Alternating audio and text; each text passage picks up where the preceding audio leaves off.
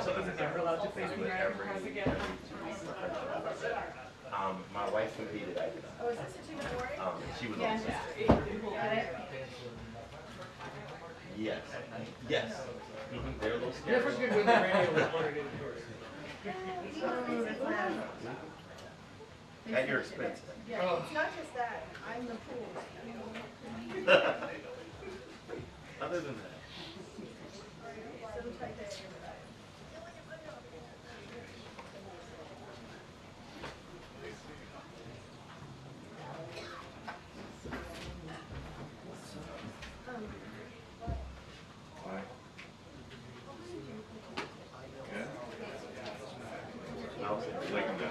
Yeah, it's also under the house.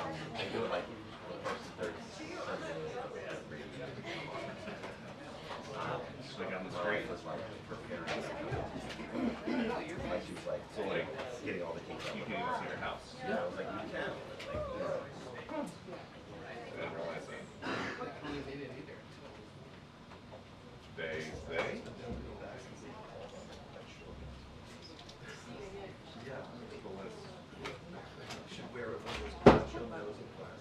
Is there another bug? There's been a lot of gnats. That's symbolic of something. Everyone's clean. Yeah. Everyone's clean. It's like weird. Are you? For the event tonight. Yeah. Are you staying? No.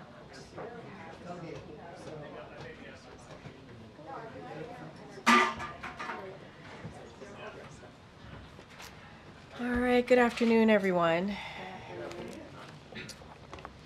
So next Thursday, President Biden and Vice President Harris will separately meet with President Zelensky of Ukraine at the White House. They will discuss U.S. support for Ukraine in its defense against Russian aggression and Ukraine's strategic planning.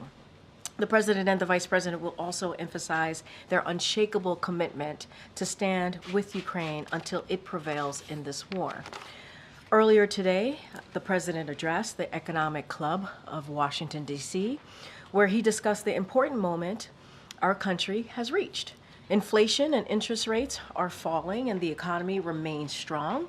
As the President made clear in his remarks, this is good news for the overall economy because lower borrowing costs will support economic growth. The President knows there is still more to do to lower costs and protect the progress American workers have made. With that, I will turn it over to Jared Bernstein, who is back, Chair of the Council of Economic Advisors, to further discuss the progress our economy has made under the Biden-Harris administration. All right, Jared, welcome back. Thank you. Thank you for inviting me back. It's a pleasure to be here. Thanks to Karine and her team for helping accommodate my visit, and to the CEA staff who always help me be well prepared. Earlier today, as you just heard, the President talked about the progress we've made in helping to build a more prosperous and equitable economy on behalf of the American people. He described that progress in terms of sustained low unemployment, job and real wage gains, solid real GDP growth driven by strong consumer spending and investment. He talked about the optimism embedded in the record 19 million people who have filed to start small businesses, the unsnarling of supply chains, the record energy production, the investment in key sectors of domestic production like clean energy and chips to ensure America's position in the global economy. And he marked this moment in our economic progress by citing the actions taken by the Federal Reserve yesterday to lower the benchmark interest rate they control, an action that will help lower the borrowing cost for homes, cars, credit cards, and borrowing to start or build a business. The Fed's action also underscores the historically unusual fact that all of the progress I just described occurred during a period of significant and critically important disinflation. Though these words, thankfully, did not appear in the President's remarks today, in CEA language, he was talking about the very low sacrifice ratio that has characterized this economic expansion. This ratio derives from the historically negative relationship between unemployment and inflation. It describes how many percentage points of unemployment, for example, we would have to accept to get inflation back down to its target. That concept is why, not that long ago, we saw prominent headlines and commentary assuring us that it would take much slower growth. One headline proclaimed a 100 chance of recession last year to achieve the disinflation that has occurred. And yet here we are with 6.5 percentage points of CPI disinflation and the solid economic conditions I described above. Quoting Chair Powell from yesterday, quote, "I don't see anything in the economy now that suggests the likelihood of a downturn is elevated. The U.S. economy is in a good place.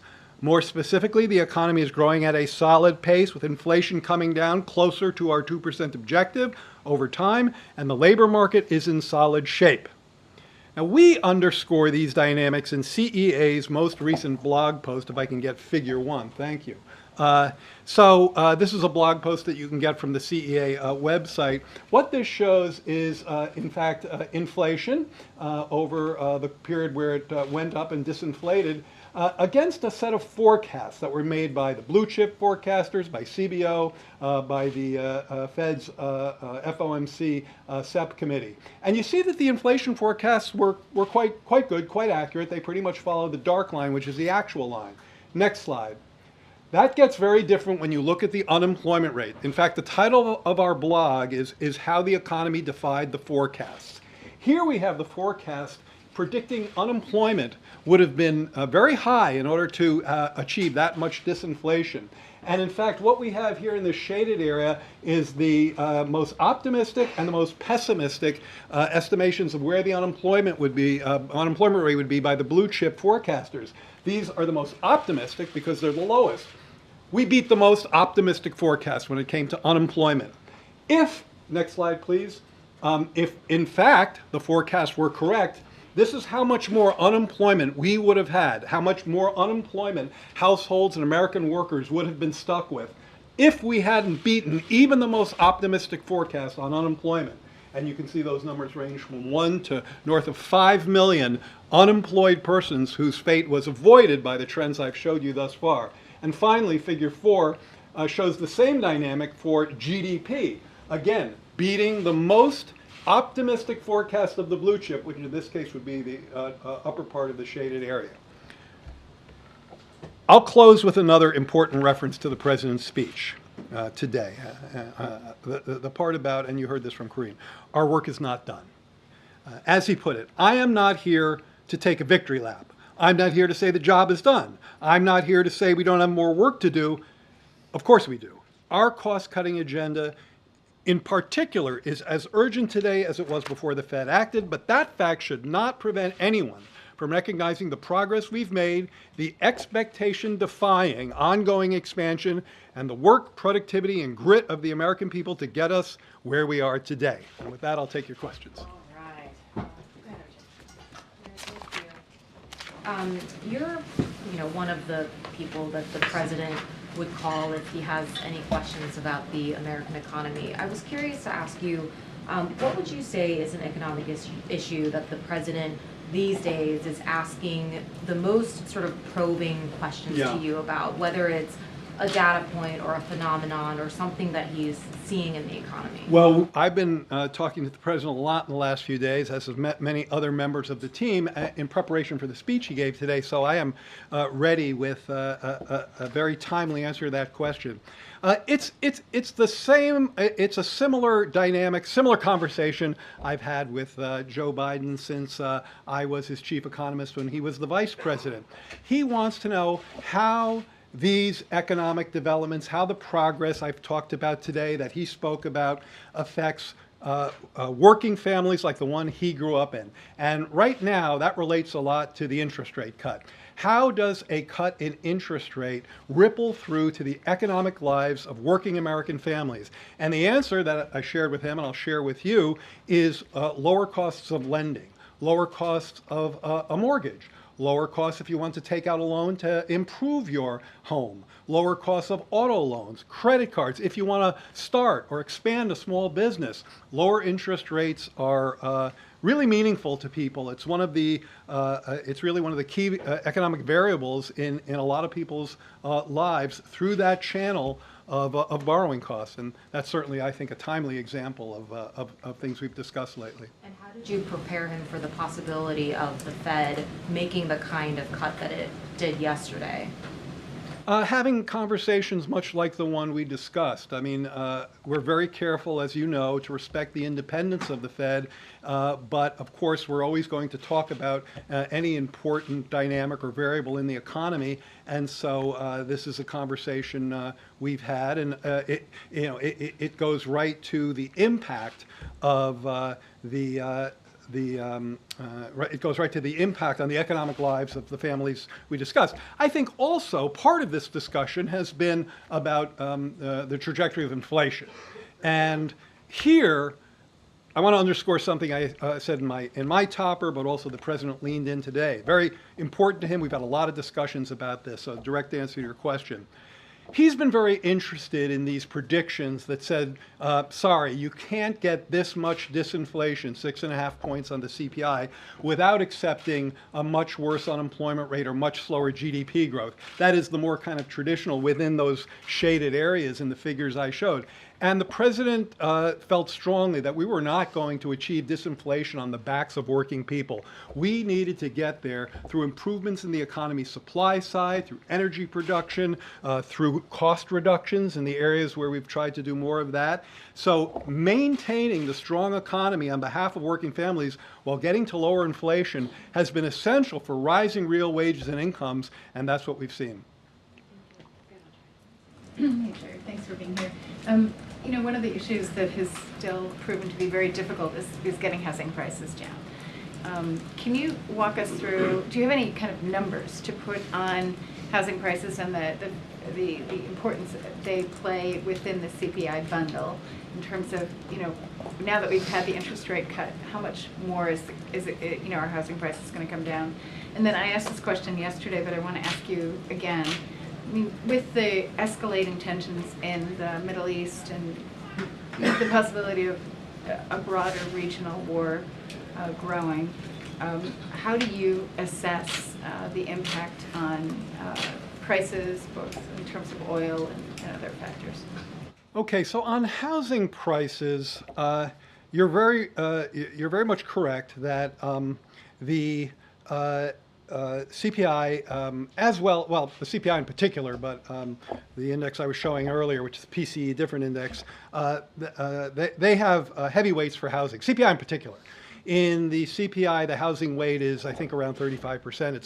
It's shelter is the single largest weight, I believe, in the CPI.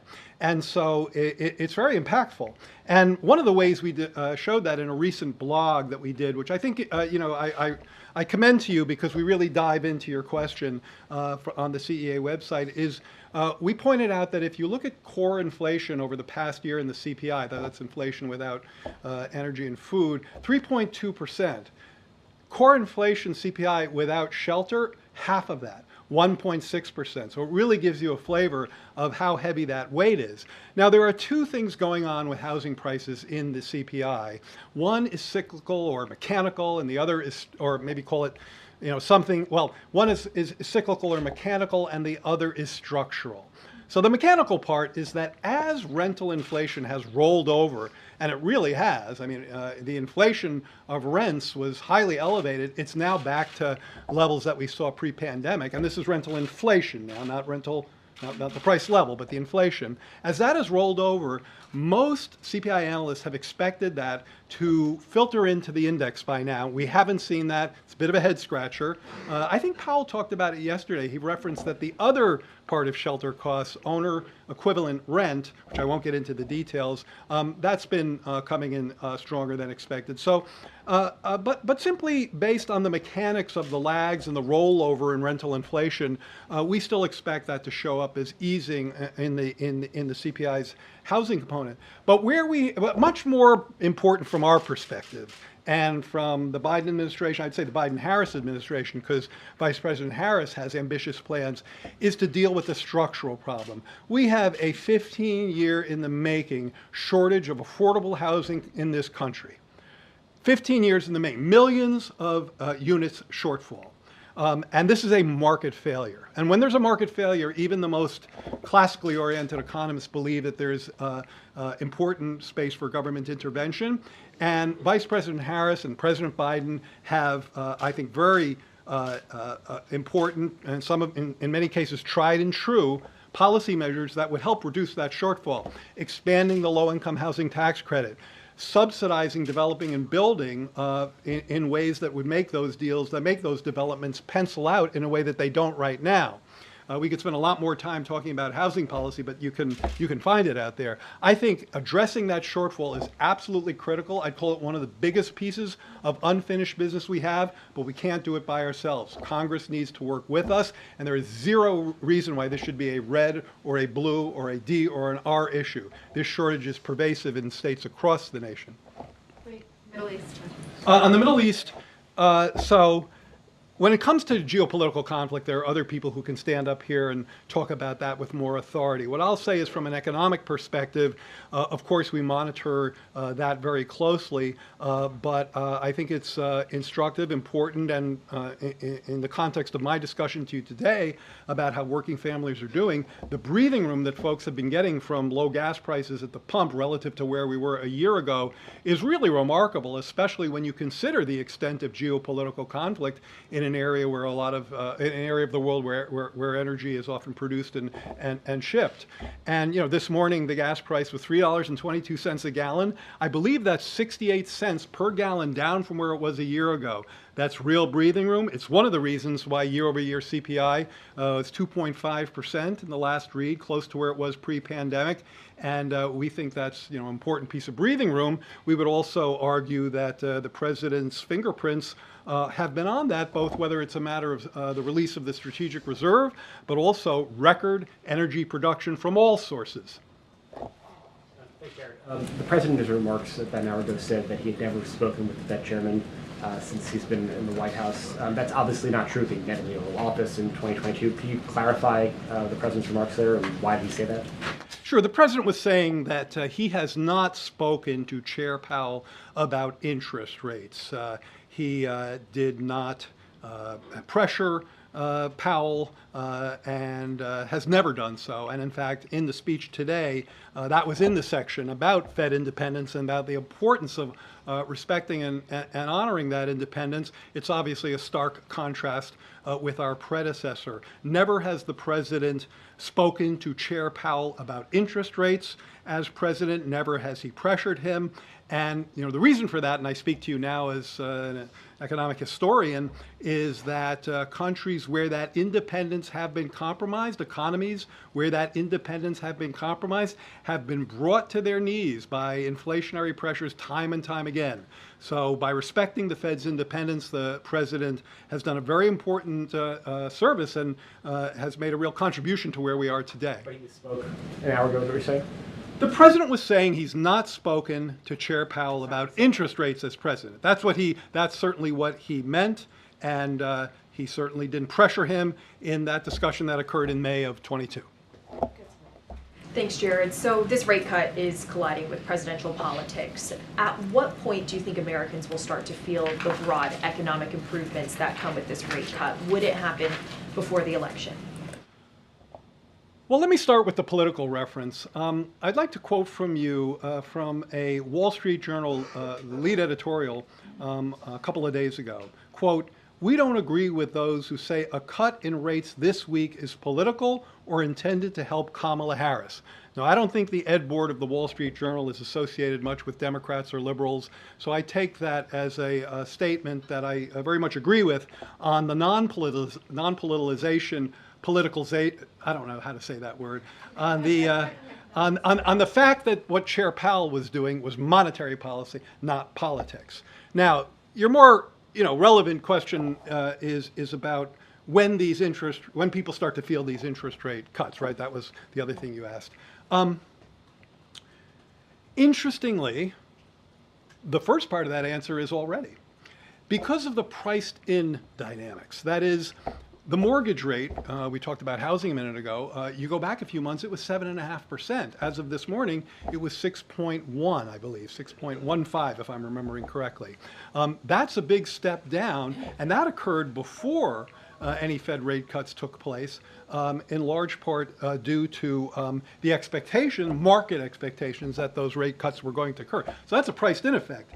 Now then there's the dynamics in in auto loans, in credit card loans, in business lending, and that can take anywhere from weeks to months to quarters. I think, again, I think Powell talked about it rippling through. So that occurs with more of a lag, but some of it's already priced in. And do you think the Fed waited too long to cut rates? I'm not going to comment on Federal Reserve monetary policy.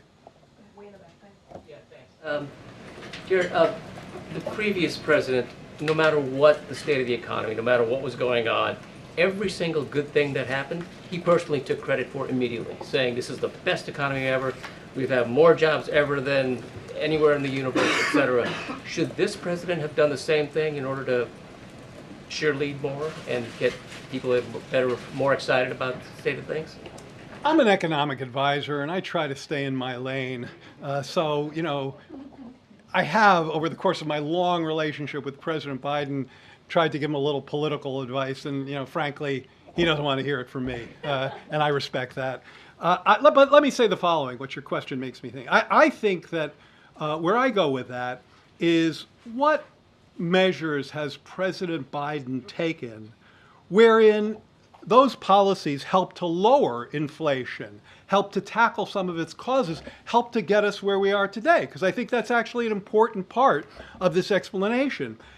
One of them we already talked about. By respecting the independence of the Federal Reserve, after his predecessor repeatedly criticized the Fed and undermined its independence, simply by respecting that independence, that helped give them the space to do the monetary policy they believed to be needed to get us here. As I mentioned again, and he cited this in his speech today, he unleashed record energy production to lower gas prices. He brought together, this is one of my personal favorites, he brought together business and labor to fix our supply chains. This is the unsnarling of supply chains that was so important to the disinflation. And one of the charts that we highlight a lot at CEA is, if you look at measures of supply side snarling, supply side constraints, and you plot them against the commodities or the good components within the CPI, they track each other very closely. In fact, I'll make sure to put that up on my Twitter feed, EconJared46. Give me a follow. Later today, to show, and that is something that comes directly from the supply side disruption task force, of which I and my colleagues here were card-carrying members. And now he's rebuilding our infrastructure and investing in the manufacturing sector to strengthen these chains. He took on Big Pharma to lower prescription drug costs. So these are concrete measures that we've taken to help get us to where we are, and I would argue President, Vice President's fingerprints are on these results. Thanks for being here. Vice President Harris has a housing plan to build, what is it, about 3 million units. Should she become president, and should that legislation gets passed? How important would you say was the rate cut? Should her plan see the light of day? How important was it for the Fed to start lowering those rates? I think when without getting into, again, the Fed's monetary policy or where they're going with interest rates, my initial comments about how important lower interest rates are to consumers certainly applies to people with a mortgage, looking for a mortgage, thinking about refinancing. I actually think it's a pretty different bucket relative to the housing supply policies. I'll say more about the 3 million units. I'll say more about that in a second. But one thing that I think and hope will happen is that there are a lot of people, and actually Powell talked about this as well, but we've been talking about this for a while. There are a lot of people locked into their current mortgages, okay? They want to move. You know, I've heard stories about divorced couples that want to move, but they're stuck in their house together because they have a 3% mortgage, and what's out there in the market has been a lot higher. One of the things I think we see when mortgage rates start coming down, and I've talked to a lot of experts to try to figure out what that number might be, is the unlocking of that lock-in effect. Now, that doesn't necessarily lead to a lot more housing supply the way her or the president's policies would, but it does create more churn. And people who are stuck in a starter home, they move to a different house, and that starter home becomes open. And that's the first rung on the ladder for families trying to get into trying to build their wealth through home ownership. So that churn is actually, I think, would be quite helpful. And as mortgage rates come down, we expect to see that. When it comes to building 3 million affordable units, again, I won't go through the policy description I did a minute ago, but I will talk about one, the low-income housing tax credit, of which expansion is a big part of both her and the president's agenda. Expanding LIHTC, which is a tried and true program for building affordable multifamily households, so this is on the rental side of the equation, is a policy that the banks like because they buy the credits from the developers like it because it makes the buildings pencil out, and housing advocates for low-income renters like it. That's a pretty rare triumvirate. So expanding LIHTC is a great idea, as is, I mentioned earlier, a set of subsidies and tax credits to make building affordable housing pencil out in a way that it does not do so now. We also have some measures that help ease some land use restrictions. I won't go into them now in the interest of time, but I think we have a powerful agenda in that space. Thanks, Karine. Thanks, Jared. Last night, the former president proposed a temporary cap on credit card interest rates at around 10%. Is that something that the Biden-Harris administration thinks is a good idea? I think that happened today, or what did you say? I thought it happened last night. Okay, maybe it happened last night. So I haven't had a lot of conversations about that yet with my colleagues, and I would wait before that. I will say the following. I think you have to be careful with things that people throw out there without a lot of thought or consideration. You have to think about what kind of impact that might have. There's risk factors that go into that kind of a policy that might make it harder for a lot of people who need credit to be able to get it because companies won't sell it to them. So I think you have to be careful about unintended consequences.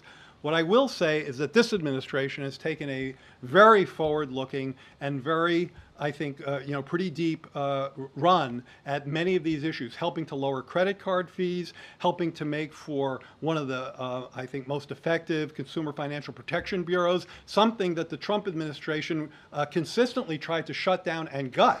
So when it comes to protecting consumers, this administration, I think, has a track record that isn't just about, throwing off ideas that may or may not be effective. Jared. Two quick questions. One, the president in his speech today said that he expects interest rates to continue to fall. What gives him that confidence? I think what the president said was a reference to the SEP, the Survey of Economic Projections that comes out with the Fed report yesterday, where members of the Federal Open Market Committee put where they think interest rates are going. So he was simply referring to the published SEP. The Congress is going to have to, before they leave, pass a short-term spending bill of some kind. That there seems to be talks between 3 months and 6 months. Does the council have a preference for kind of how that's worked out, how long it lasts? I think the way we would put it from the council and probably from the administration writ large is that, well, let me tell you where we would put it from the council. So we are at an economic moment that I hope I've conveyed to you today is unique, is strong, is leading to real wage and income gains, disinflation amidst strong growth, lower inflation, lower interest rates, wages and incomes growing. This is a solid economy. You heard my quotes from Chair Powell yesterday. And it's an economy that is getting back to the kinds of conditions that we've wanted to see for a long time. Making an own goal kick in that economy is not only a bad idea, it's malpractice. It doesn't, it's not like it's not like government shutdowns, send the economy off a cliff, but they are a negative. They do lead to losses. Now, sometimes those losses are made up on the other side of the shutdown, but there is no reason for us to go through that. There's never a good time for that own goal kick, and it's particularly bad now. The only path forward is through bipartisanship. House Republicans should stop wasting time and work across the aisle to pass a short-term bill to keep the government open and provide emergency funding for disasters. Congress knows how to do this. It's not complicated. They've done it on a bipartisan basis many times. Given the economic conditions I've been touting here today, given what we saw yesterday, given the information in the president's speech, this is no time to be playing those kinds of games. All right, thank Jared, you so in much, the Jared. Farm Bill, Thank you. Farm Bill, No, Farmers thank and you. Ranchers. Thank wanna you know. so much. Jared, Thank Farm you. Bill, All right. Farmers and Ranchers like to know. All right, give Jared a follow on X. Thank you. Thank you, Chair. Actually, don't have anything else. Go ahead, see? Thanks, Karine. First for you, escalating tensions along the Israel-Lebanese border. Even this morning, right now, potentially ongoing bombing and shelling across the border. Has the president tried to contain that front since October 7th? The administration held that out in the days after as a success. Has he reached the limits of his influence there in terms of keeping a lid on what had been a civilian conflict from growing into a larger conflagration? As you said, we've spoken about this and our concerns, and so we've been very clear about this. Our commitment, obviously, to Israel's security is ironclad. We are unwavering, waving against all Iran-backed threats, including Hezbollah. And what we have said, and I think this is kind of the question that you asked to me, is like the diplomatic resolution is achievable. That's what we still believe. It is urgent, obviously. The conflict along the blue line has gone on for way too long, far too long, and it needs to get to a resolution quickly. And so we're going to continue to do that, continue to have those diplomatic conversations. We continue to work on a ceasefire deal. We believe that is the way forward in calming and lowering the temperature there, and that's why we've been working around the clock to get that done.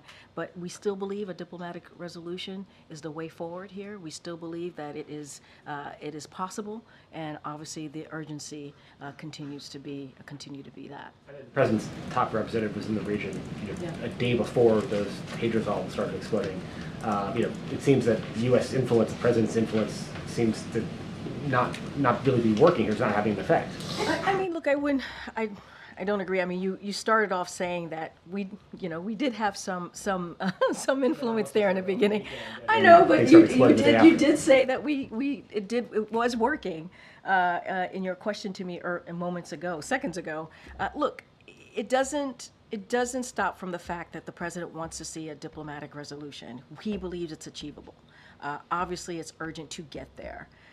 And that is going to continue. We are working around the clock, as you said. We've had the president's White House officials have been in the region, continuing to have conversations about getting to a ceasefire deal. We're continuing to work with Egypt and Qatar, and obviously also Israel to get there.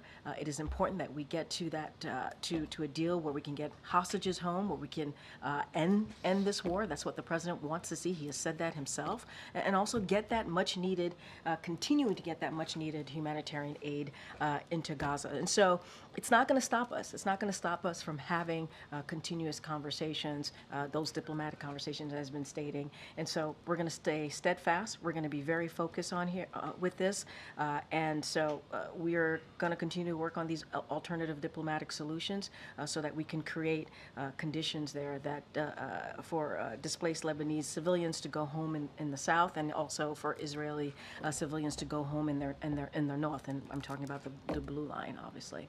A different topic, the president's hosting the Quad Summit in Wilmington, Delaware. We also understand that he's hosting bilateral meetings with those world leaders at his private home. And what we currently understand is that the press will not be allowed into that bilateral meeting. Can you explain why this is the administration that held itself out as the most transparent in history, and that is not transparency? Well, okay. Let's talk about the other things that are happening over the course of the Quad Summit.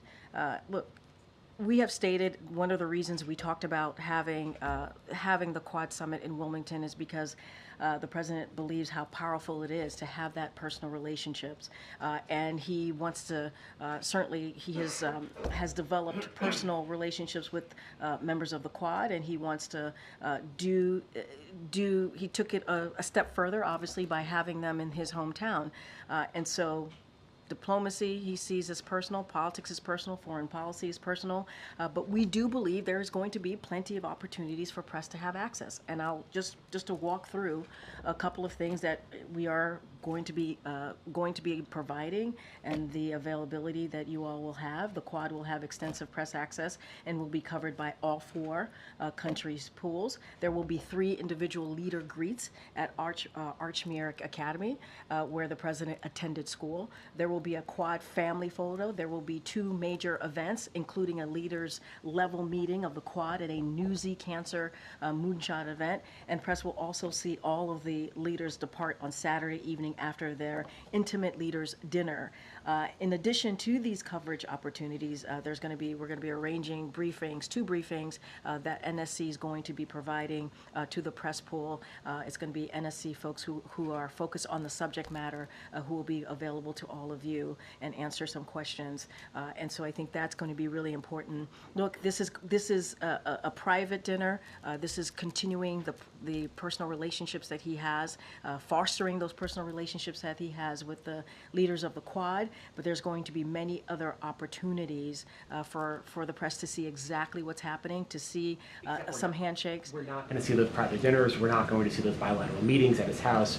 I mean, when President Bush hosted foreign leaders in Crawford, the pool was invited. When President Trump hosted foreign leaders in Mar-a-Lago, I also didn't mention a press conference. Yeah, and for this particular Quad summit, we're not going to have a press conference. We don't have a press conference for every leader summit or event that we have.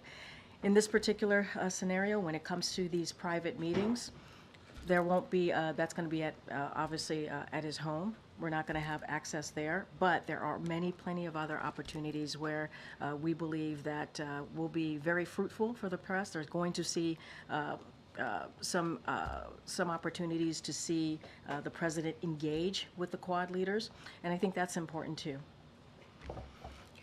Thanks, Karine. The FBI and other U.S. intelligence agencies said that Iranian hackers sent stolen information from the Trump campaign to individuals associated with the Biden campaign. This is before President Biden left the race. So was the president made aware of this at the time?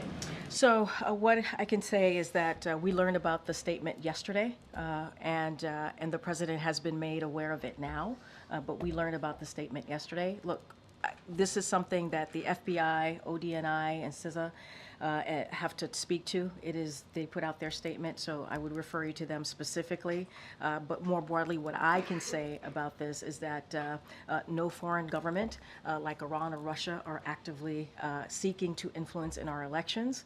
And so we have said that, we know that, and that's why you've seen us take actions to hold accountable those who seek to undermine confidence in our democracy, and we will continue to do so. And so that has been something that we've said from here. The ODNI has shared with the American people what we know about the foreign influence, including by making public the hack of the Trump campaign on August 19th. In early September, the Department of Justice brought criminal charges against those involved in covert influence operations on behalf of RT. And so this is something that obviously law enforcement is and our intelligence community is focused on, and so they're better to certainly speak to it directly. Share what information was in those emails, and if the president has been made aware of the information in those emails? That is something that they could speak to. The president has made aware. We saw the statement yesterday.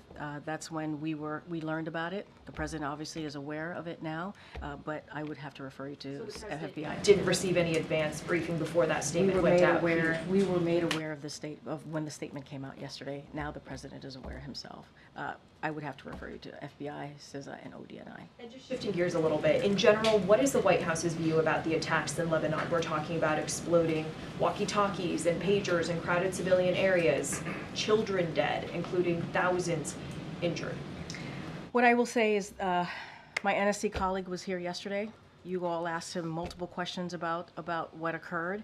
I don't have anything else to share beyond that. I've taken questions on this. I don't have any more information to share on this, and so I don't have anything beyond that. But is that a tactic that the U.S. would use, not asking for specifics? I'm not going to speak to this at this time. I'm just not.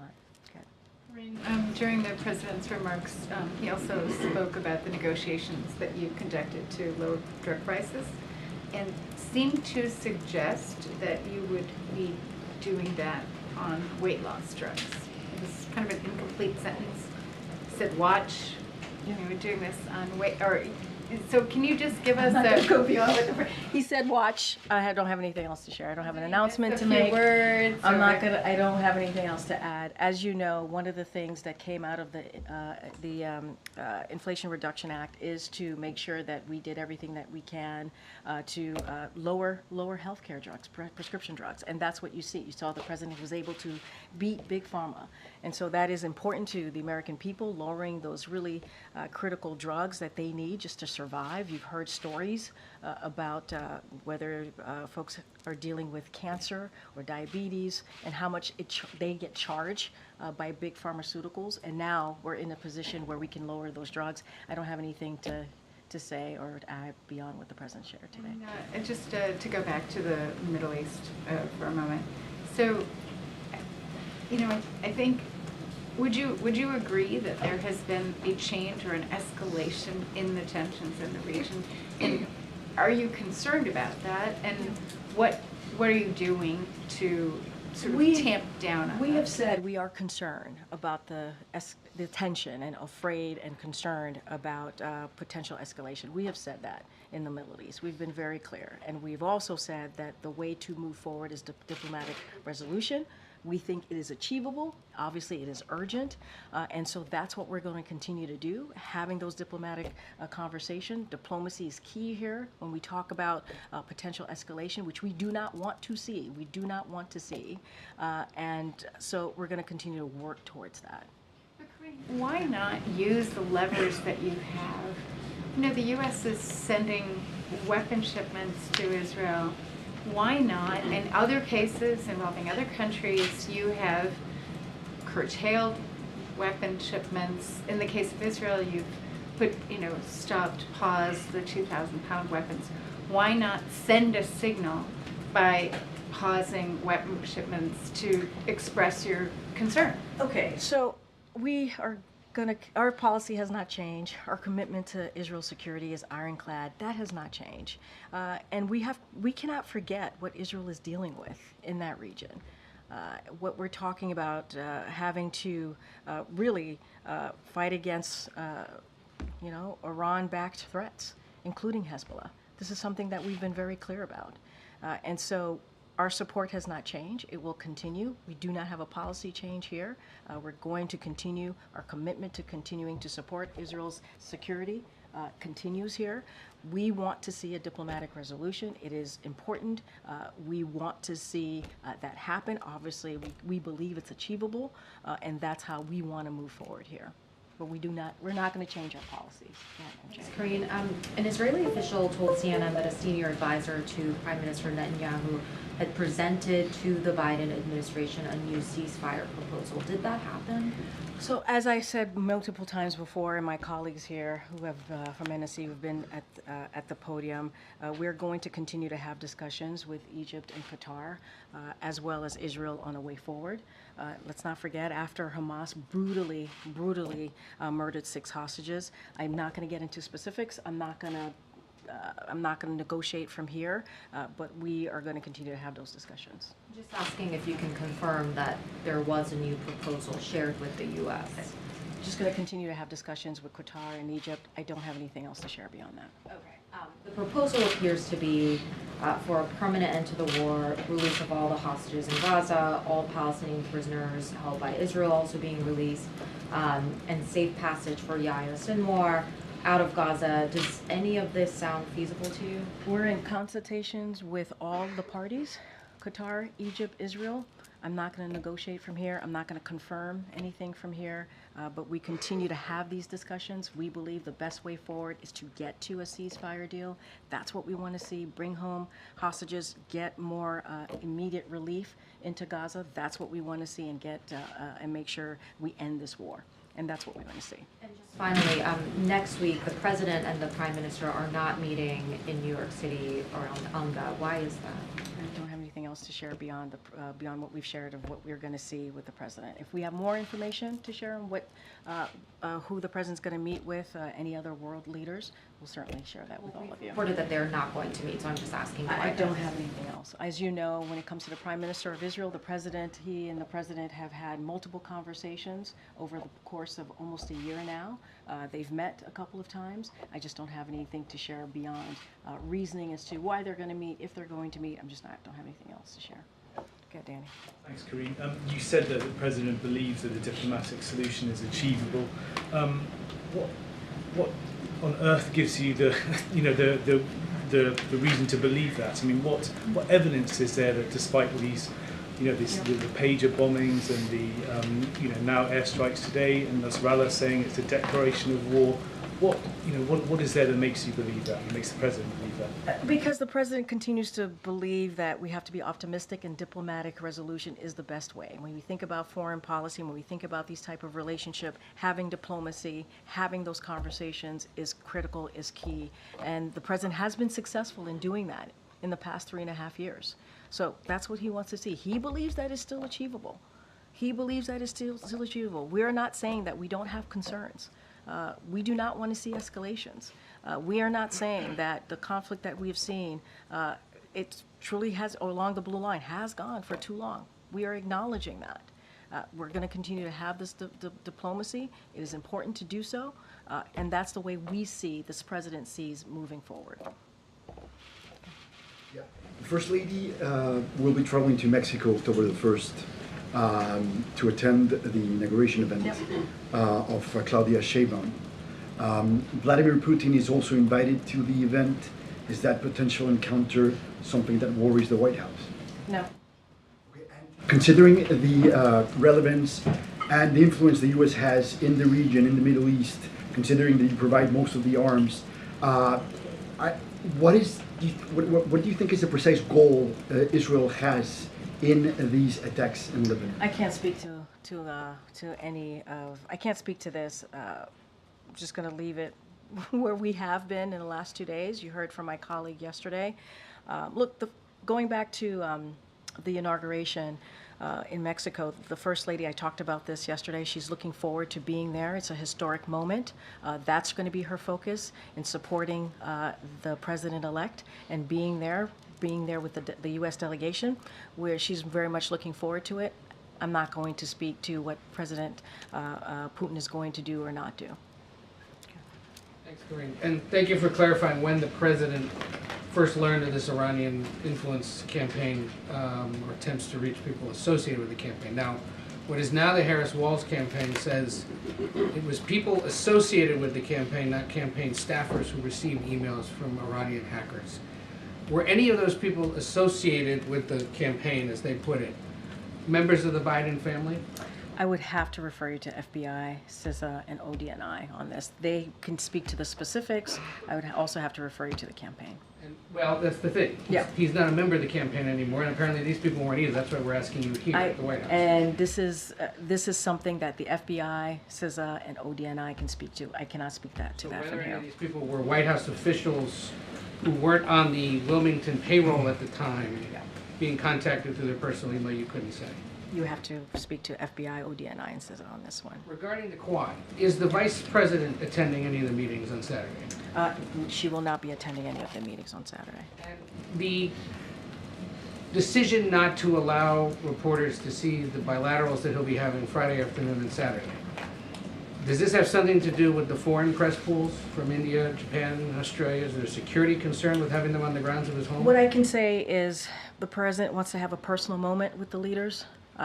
This is relationships that he has had with leaders of the Quad throughout, obviously, his tenure here as president. He wanted to have continue to foster those personal relationships. He wanted to have a private moment with them, continue to grow those relationships. That's what this is about. But not, the fact also that he's not having a press conference around this, was that a request of any of the other governments? I can't speak to private conversations that our folks at NSC are having with the different countries. I don't have anything to add to that. What I want to say is, it is important to him inviting them to Wilmington, his home state, his home city, his home state, obviously Delaware. It was important for him to have these personal touches. It was important to him to do something that he hadn't done before. Bring him to his home, bring him to his home city. But there's going to be plenty of opportunities. It's not like we're not allowing all of you to see many other things that are going to develop throughout the day. I mean, I just went through them. A quad family photo. He's going to take them to his high school. You all are going to be there. There's going to be some really important announcement about Cancer Moonshot. You all are going to be there. There's going to be an opportunity to see them when they leave on Saturday as well, depart. You'll see him saying goodbye to the leaders on Saturday. There's going to be, but can you also appreciate, I hear you all, but can you also appreciate that we have created other opportunities? There is this They're one. called photo ops. That's what you've created. They're not a press conference, which we would prefer. And what I was Go ahead. I was going to suggest is what baffles people in this room, especially for those who are watching this and wondering why on earth do we harp on these kinds of things. What baffles us is this is a president who from day one committed to be the most transparent president possible, who has given speeches at various events saying that he stands for and respects the freedom of the press. And here is a great opportunity to stand with the leader of the world's largest democracy, India, and two other key democracies, who are from a region of the world that is struggling to maintain democracy. Why not face questions from reporters and a free press So which in part? that setting? Okay, so which part are you asking me about? Are you asking me about Why going? are we being allowed to see these meetings at the House, and why is there no press conference? Okay, Which I think okay, was the crux of the negotiations, or at least the No, conversations that went on earlier today. I hear you, but there are two things that I'm being asked. So let me. Not every opportunity that we have when we do have these foreign leaders here do we have a press conference. That is not unusual. We have gone many times back and forth about. I totally understand. There's been some bilat, there's been some other visit where there has not been some press conferences, right? That is not unusual. We've had conversation. Excuse me. I'm not speaking to you. I really am not. Let me have my conversation with Ed. Thank you. And so it is not unusual for us to have this back and forth and talk about why it is happening or not happening. So that is, I'll put that there. The other part is this is an opportunity for the president to have a personal moment with the leaders.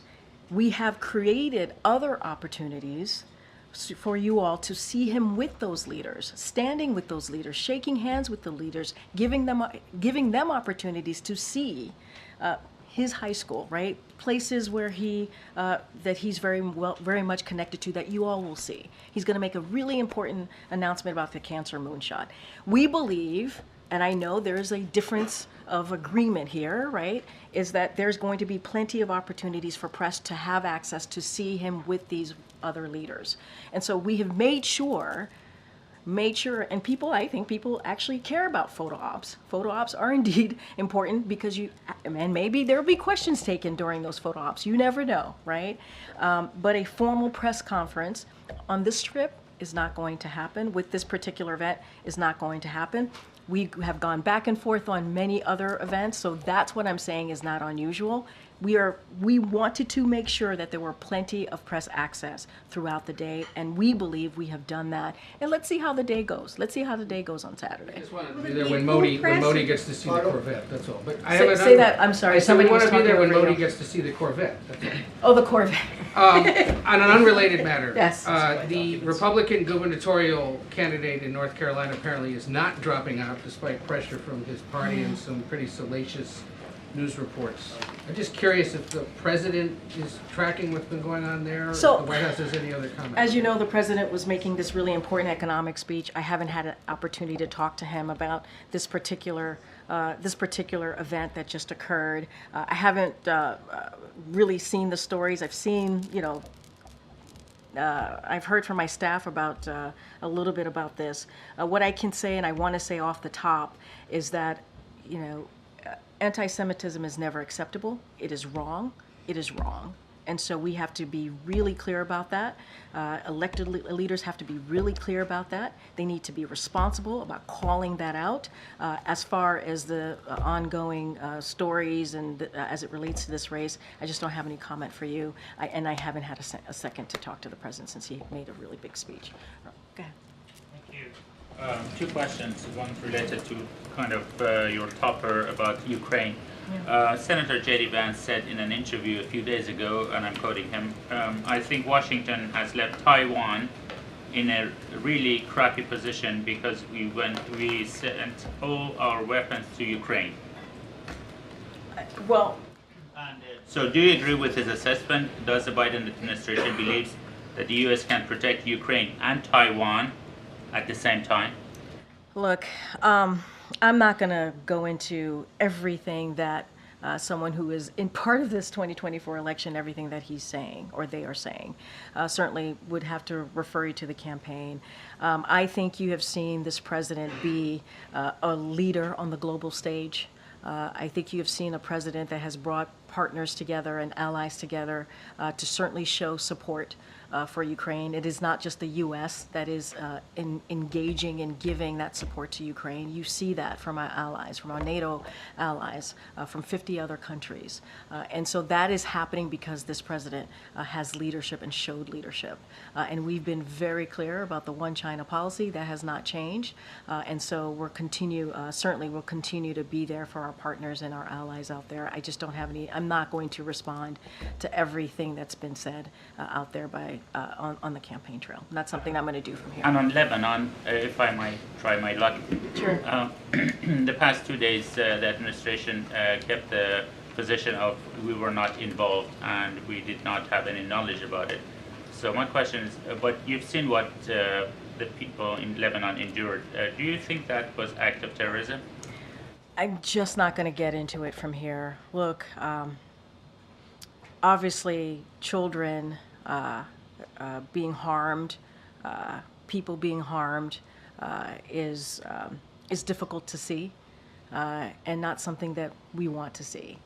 But as it relates to any information or anything that occurred the last 2 days as it relates to the pagers or the walkie-talkies, I don't have anything else to share beyond from here. You heard from my NSC colleague directly as well. I just don't have anything else to share. Go ahead.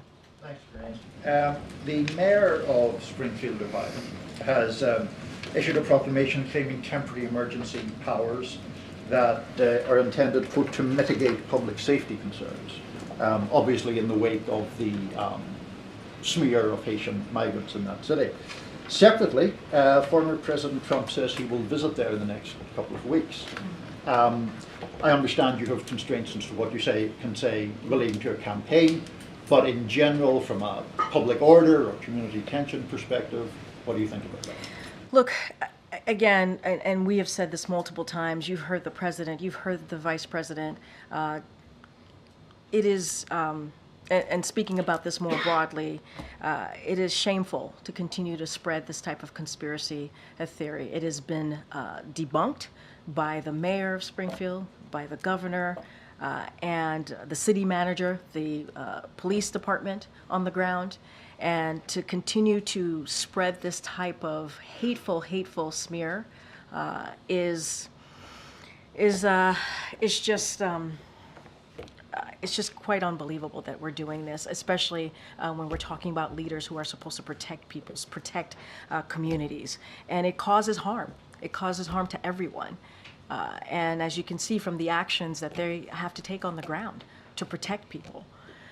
And so, look, we are going to continue to denounce this. We should not be tearing our communities apart. This is a president and vice president that believes in bringing our communities together, and that's what we're going to continue to see. We have to bring down the temperature in politics. That's what the president has said, and it is just really shameful, disgusting what is being said out there. I mean, going down a rabbit hole, an ugly rabbit hole of conspiracy theories, and it puts people's lives at risk. It puts all of our lives at risk. So it is unfortunate that the city of Springfield has to deal with this, and so we're going to continue to call that out. I do want to say a couple of things that we have been able to provide as security assistance support for Springfield. We tasked DOJ's Community Relations Service to Springfield to help the community come together and enhance their ability to prevent conflict. Provided 4 bomb sniffing dogs to help the community ensure buildings are safe and they can respond to incoming threats. And DHS security personnel is working with Springfield and Ohio officials to support the needs of the community. But again, these are hateful fears. They're conspiracy theories, as you know, but I want to make very, very clear from here. Just on that point, Karine, you said, if I heard you correctly, 4 bomb-sniffing dogs. We provided 4 bomb-sniffing dogs to help the community ensure buildings are safe and they respond to incoming threats. Were those requested by the community, do you know, or is that a proactive thing? It's something that we've been in touch, obviously, with Springfield, the community in Springfield, and so providing the assistance and trying to give them support that they need. Which is not unusual when we're in this type of situation and environment. All right, we're going to start wrapping it up. Go ahead, Kate. Karine, on the subject of arms sales to Israel, Senator Bernie Sanders, an ally of the president, said he's preparing resolutions to block $20 billion in arms sales to Israel. It's a long-shot effort, but what's the White House's response to that? Our commitment continues to be clear-eyed. We are committed to Israel's security. That is ironclad. Our policy has not changed. We believe Israel has the right to defend itself, especially against Iran-backed militias like Hezbollah, and so we're going to continue to do that. That has not changed. And obviously, we want to have diplomatic resolution here to the tensions that we're seeing in the Middle East. We do not want to see an escalation. We believe that's achievable, and obviously, it's incredibly urgent. All right, Naomi. Earlier this week, the White House touted August data from Customs and Border Protection. Is there any plans within the administration to roll back the part of the president's border EO as it pertains to asylum seekers? So, as you mentioned, in the August data came back, and it showed that July and August saw the lowest encounters since September of 2020. Encounters of August 2024 were down 68%, lower than August of 2023. Average daily encounters have decreased by 50% since the executive actions. And so we've taken this action because congressional Republicans refuse to act. And so, look, we're going to continue to deal with an issue that majority of Americans care about, right? Which is making sure that the border's protected, dealing with the border security without the help of congressional Republicans who have gotten in the way and do not want to provide more assistance, more resources.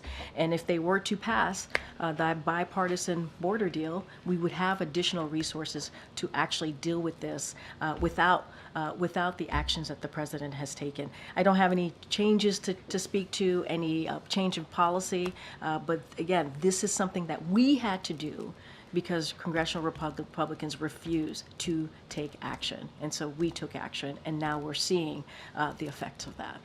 Okay. Yeah. Oh, sorry, thanks.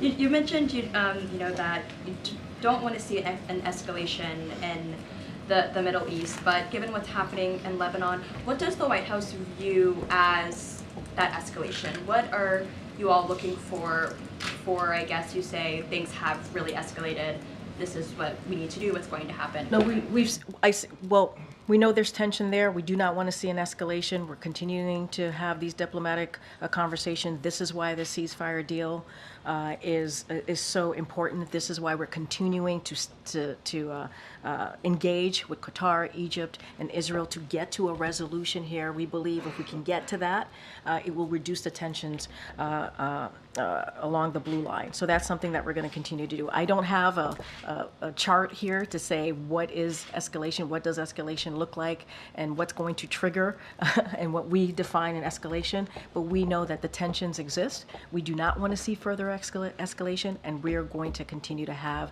these conversations, these diplomatic conversations to get to a resolution. Have you heard from President Biden on what he is tracking in terms of an escalation and maybe when he might say things have, I guess, taken that turn? Diplomatic resolution is the way to go.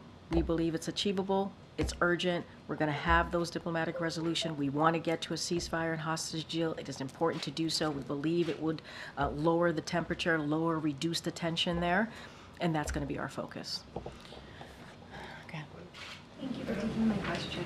My colleagues at USA Today published a piece today about the status of the nation's effort to clear the backlog of sexual assault evidence kits, something that then Vice President Biden announced in 2015.